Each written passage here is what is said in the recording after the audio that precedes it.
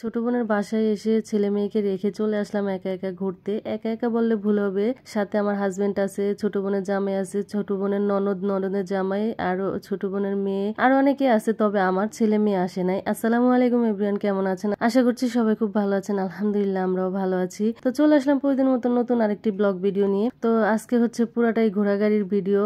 খাওয়া দাওয়ার পরে নাস্তা টাস্তা করার পরে আমার বোনে এক হিসাবে জোর করে পাঠিয়ে দিল যে সবসময় তো বাড়িতে ঘরের ভিতরেই থাকোস, যা একটু ঘুরে আয়। এদিকে আমাদের এলাকায় অনেক সুন্দর সুন্দর জায়গা আছে, আর এদিকে মেলাও বসছে। তো সব মিলে আর কি চলে আসলাম হাঁটার জন্য আর ঘোরার জন্য। তো ওর পাপাও আসছে সাথে, কিন্তু সামির আসে না, কিছুতেই আসবে না, তারা বাসায় থাকবে। সকালবেলা একটু বৃষ্টি হয়েছে, এই জন্য আবহাওয়াটা অন্যরকম, আর হচ্ছে যে সব জায়গায় কাদা কাদা হয়ে আছে, এই জন্য ওরা বাসার থেকে বের হইতে চায় না, আর আমিও আর জোর করলাম না। আর আমার ছোট বোন তো অসুস্থ, সারাদিন রান্না বান্না করছে এই শরীর নিয়ে, এই জন্য ও আর আসে নাই, আর আমরা ওকে জোর করি নাই। তো আমিও আসতে চাই নাই, এক হিসাবে আমাকে সুরভি জোর করে পাঠাইছে, মানে আমার ছোট বোন জোর করে পাঠাইছে, বলতেছে যে আজকে তো তোর মাথা ব্যথা নেই, যে ঘুরে আয়। কারণ অন্য সময় হইলে আমার মাথা ব্যথা লাগেই থাকে, এই জন্য আর কি এবার মানে মাথা ব্যথা উঠে নাই। সকালবেলায় হচ্ছে আমি মাথা ব্যথার ওষুধ খেয়ে তারপর আসছি। তো যাই হোক, এখন অনেকক্ষণ ঘোরাঘুরি করছি। ওদের মানে ওরা তো সরকারি কোয়ার্টারে থাকে, তো ওদের এলাকার সামনে দিয়ে আরেকটা নতুন কোয়ার্টার হয়েছে। নতুন বললে ভুল হবে, অনেকদিন হয়ে গেছে, মানে আমরা নতুন আসছি। তো এখানে অনেক সুন্দর, পরিবেশটা অনেক ভালো লাগে,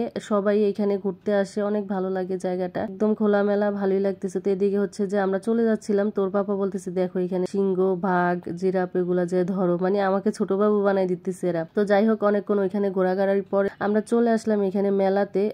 জোয়া পাখি এখানে মেলাতে যাবি যেন যাবি, ওকে বললাম যে আজকে যাওয়া লাগবে না, কিন্তু সে মেলাতে যাবি, সে বলে এটা নাকি বাণিজ্য মেলা।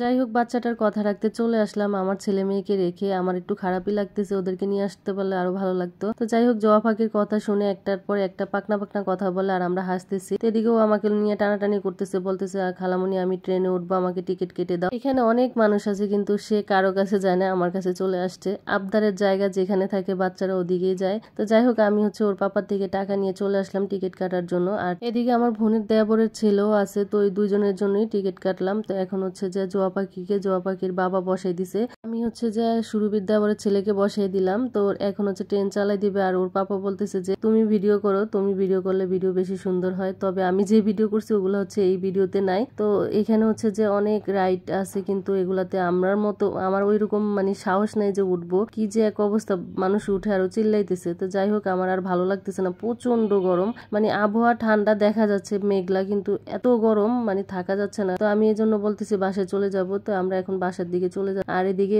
কি সুন্দর একটা নার্সারি ছিল, ছোট্ট একটা ড্রাগন ফল গাছে ড্রাগন ধরে আছে। তো এগুলো দেখতেছি, আর আমি বলতেছি আমারও একটা ড্রাগন ফল গাছ ছিল, কিন্তু এখন আমার কাছে নাই।